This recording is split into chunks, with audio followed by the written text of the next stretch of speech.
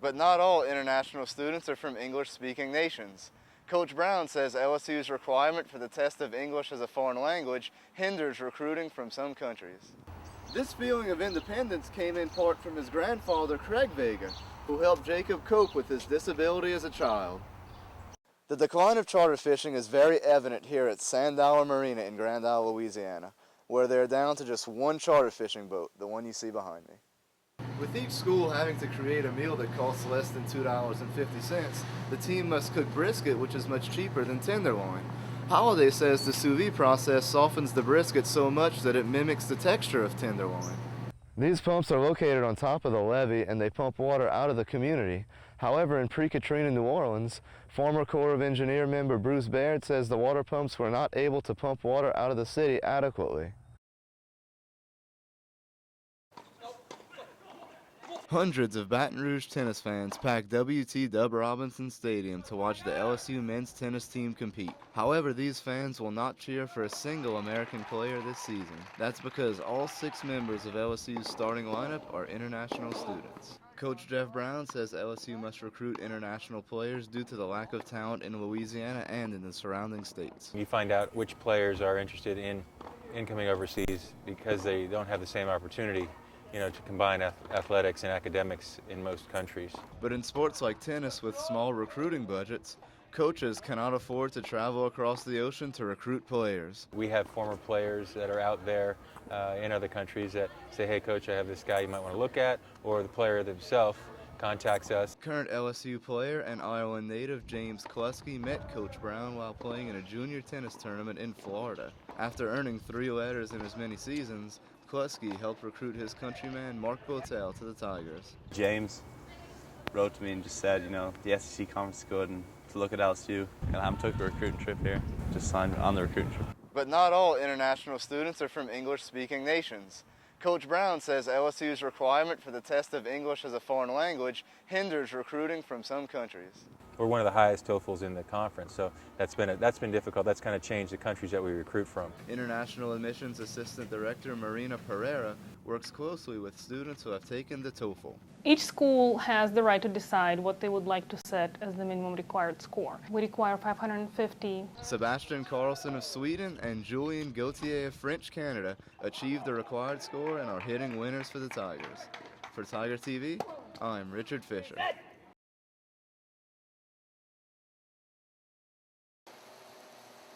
When you think of LSU having a top 3 national ranking, the culinology competition team may not come to mind. But LSU's cooking team recently finished 3rd in the Research Chefs Association culinology competition. As part of the food science department, the team uses scientific principles to test new cooking methods. Captain Darryl Holliday says one of these is a process of cooking meat in a vacuum-sealed bag called sous vide. All the flavors will be trapped in this bag, so we won't lose good meat flavor to the cooking liquid. But Holliday says the biggest reason the team uses sous vide is cost. With each school having to create a meal that costs less than $2.50, the team must cook brisket, which is much cheaper than tenderloin. Holliday says the sous vide process softens the brisket so much that it mimics the texture of tenderloin. It's a slow, moist cooking method, so it gives the meat time to sit and break down some of that connective tissue. But brisket is only one of 3 Mexican-themed courses that the team prepares.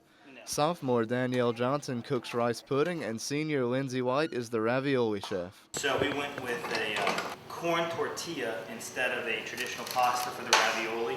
And then coming back to that rice pudding, give that nice sweet finish on the end that's very simple, presented very elegantly.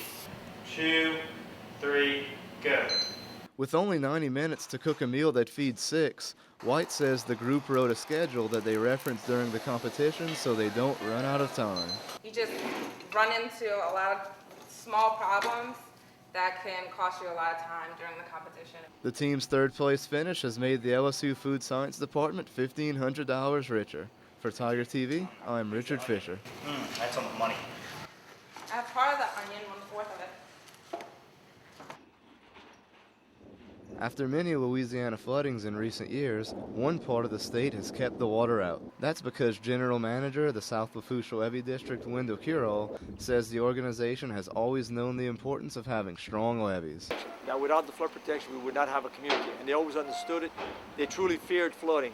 The board oversaw the Corps of Engineers surround the community with levees 8.5 to 13 feet high in the 1970s. However, recent studies have shown that levees as high as 20 feet may be needed to withstand flooding from the strongest hurricane in the next 100 years. We're raising one segment up to 16 feet. That won't get us to the levels they're building in New Orleans, but our goal is to be better off today than we were yesterday. But due to the fact that Bayou Lafourche flows through the community, flooding can occur from the inside as well. Therefore, the levee board built 2 floodgates on each end of the community, 18 miles apart, one in Warrose and one in Golden Meadow. We try to make sure that the water doesn't get above a plus 1 foot elevation in the bayou. If we're pretty confident that the water's going to continue rising, we'll close it. But when the floodgates close, bayou water is trapped inside. Levee Maintenance Supervisor Jimmy Batto says that's why the board built an efficient water pumping system. We have 6 of them in the system, 3 on each side of the bayou. With all of them running, I move 1.3 million gallons per minute. Got pumps that basically can handle 5 inches in 24 hours.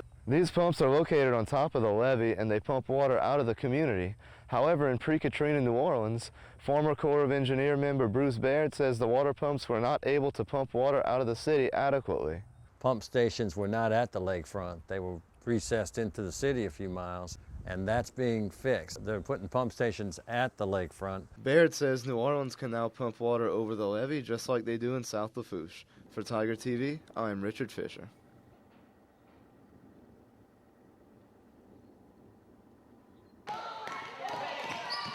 Eight points and 3 rebounds. Pretty good numbers for a 13-year-old bitty basketball player. But what makes this even more impressive is that Jacob Vague is doing it all with just one arm. I can do just about anything you ask me to do.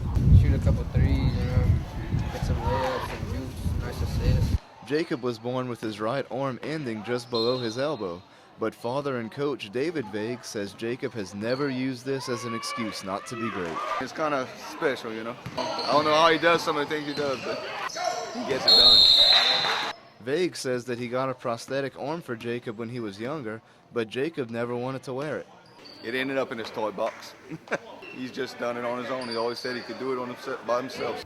This feeling of independence came in part from his grandfather, Craig Vega, who helped Jacob cope with his disability as a child.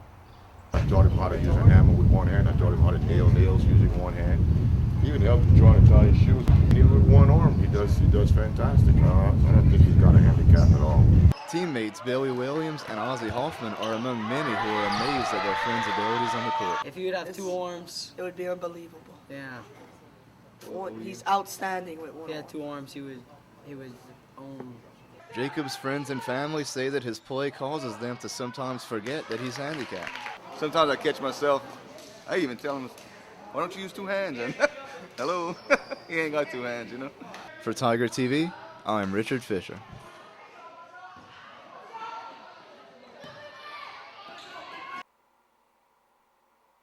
Gumbo staff is great. Drugs, rock and roll, and more drugs. This sentence found inside the gumbo sums up many of the controversial photos in this year's edition. Illegal drug use, obscene gestures, and profanity are only some examples of the questionable content. Gumbo editor Sheila de Guzman said that her staff decided to take this risk prior to producing the yearbook. If it does happen on campus, we should show it. Just because some people don't like it doesn't mean that it never existed. These photos have resulted in a firestorm of complaints, including emails, letters to the editor, letters to the chancellor's office, and phone calls, just like the following. Making this crap gumbo y'all made this year, it really sucked, and it's really embarrassing. However, not all students feel the content was inappropriate. We're college students, so it's no big deal. Can't say you don't walk down the street and see it anyway. But some students feel that university officials should have blocked the questionable content prior to its release. Surprisingly, Gumbo faculty advisor Melissa Moore has no power to edit the Gumbo subject matter. The idea that a student is the final authority is confusing to some people. De Guzman said that the high number of complaints will cause her staff to reduce the amount of questionable material in next year's issue. I mean, we're probably going to be a bit more subtle in the way that we show the truth. Sometimes it's not fun to be part of that learning process, but, this is a university. That's what we do here. For Newsbreak, I'm Richard Fischer.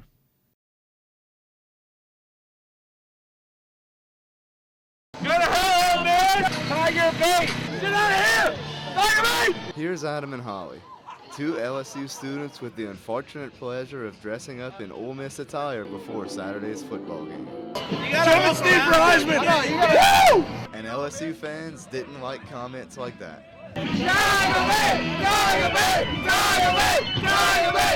You get the people that take you in, want to give you food, and those same people will then turn around and throw beer cans at you and tell you to get out of their state. LSU student Corey Commander is one of many who enjoys heckling opposing fans. We don't treat opponents well. We don't. I'm glad we don't, because it's a hostile territory, and we gotta show them what's up. But some Tiger fans are more hospitable than others. A couple little shout-outs, but nothing too bad. Both LSU fans are very courteous. When LSU plays on the road, some Tiger fans have been treated very poorly. Florida fans got the window busted out of my vehicle. Alabama fans are the worst in the SEC. According to the Atlanta Journal-Constitution, LSU has the 8th most obnoxious fans in the SEC, behind Alabama at 4 and Florida at number 1. Well, one thing we've definitely learned today is that LSU fans teach their children Tiger ways from a very young age. Tiger bait! I'm gonna get one today! For Newsbreak, I'm Richard Fischer. That was awkward.